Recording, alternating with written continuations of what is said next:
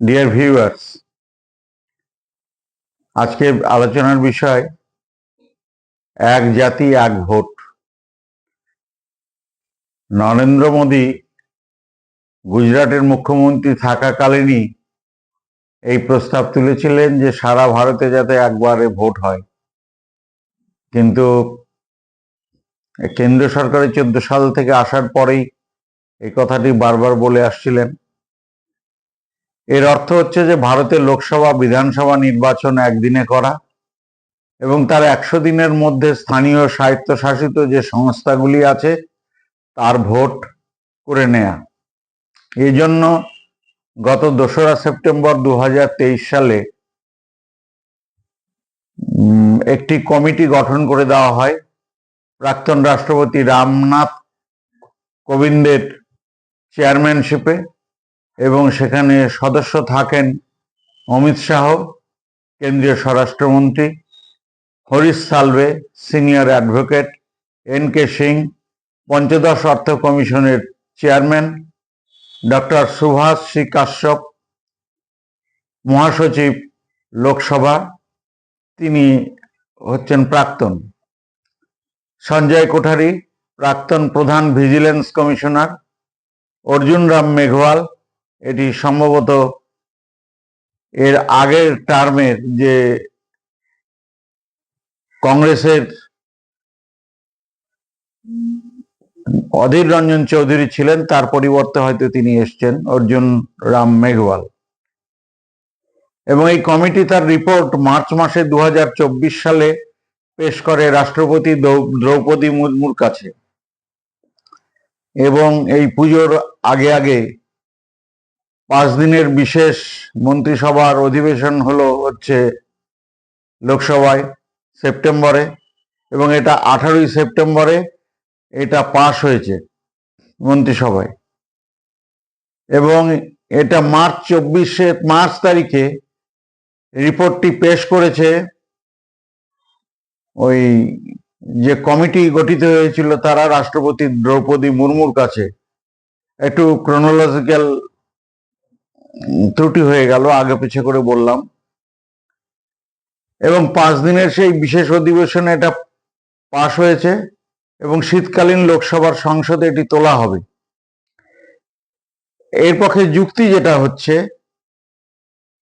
যে কোষাগারের উপর অনেক চাপ পড়ছে, কারণ গত লোকসভা নির্বাচনের 4,600 কোটি টাকার মতো খরচা হয়েছে।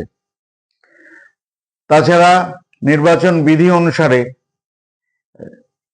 নির্বাচন চলাকালীন সময় যে এলাকার জন্য নির্বাচন হয় সেই এলাকাতে এবং কেন্দ্রে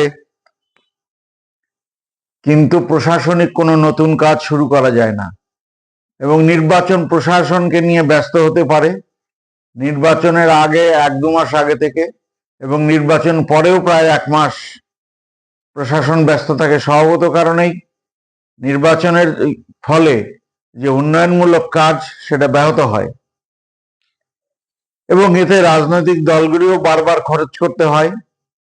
এবং প্রতি বছর ভারতে 5-6টি নির্বাচন থেকেই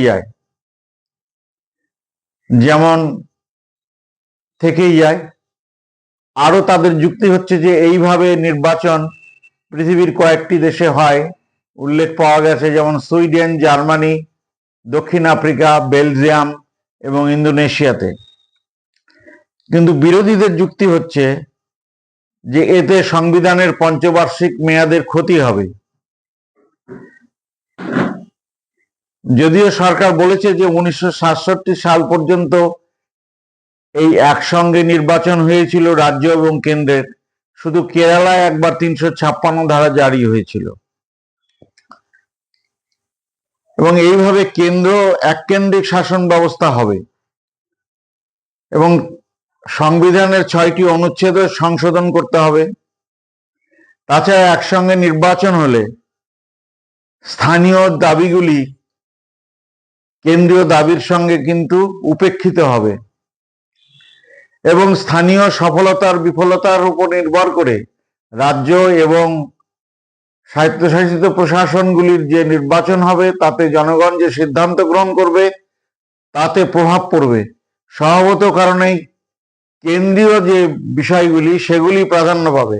কারণ স্থানীয় সমস্যার কারণে, বিফলতার কারণে কোনো সংস্থাকে ভোট না দেওয়া বা সফলতার কারণে কোনো রাজনৈতিক দলকে ভোট দেওয়া, সেটি কিন্তু ব্যাহত হবে, এই চিন্তাধারা ব্যাহত হবে।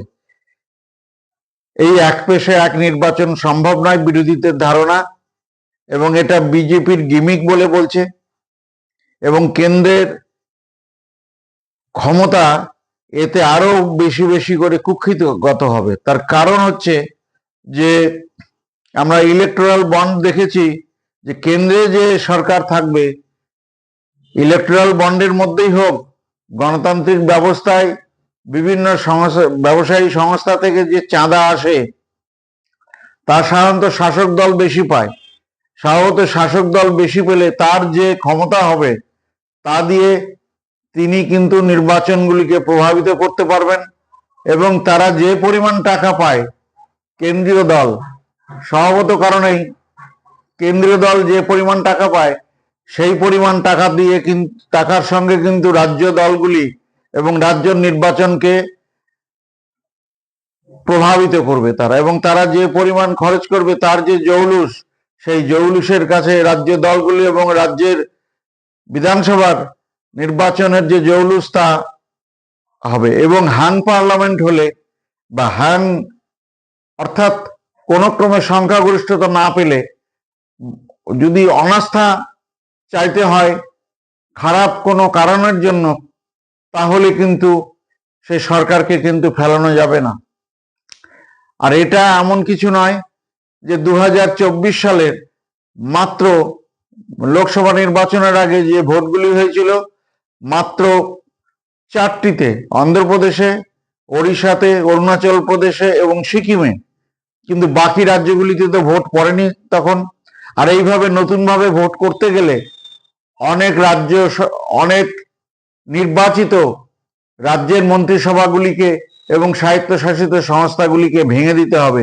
তা আজকে প্রায় অসম্ভব বলেই বিরোধীরা মনে করে। যাই হোক ভিউয়ার্স, আপনারা আপনাদের মতামত দিবেন, এবং এই যে পক্ষে বিপক্ষে মতামত আছে, আপনারা মতামত এই ভিডিওর নিচে সন্নিবেশিত করবেন। আর একটি অনুরোধ রইল, আপনারা এটিকে শেয়ার, কমেন্টস এবং সাবস্ক্রাইব করবেন, এই প্রত্যাশা রেখে সকলকে অভিনন্দন জানিয়ে আলোচনা শেষ করছি। সবাই ভালো থাকবেন।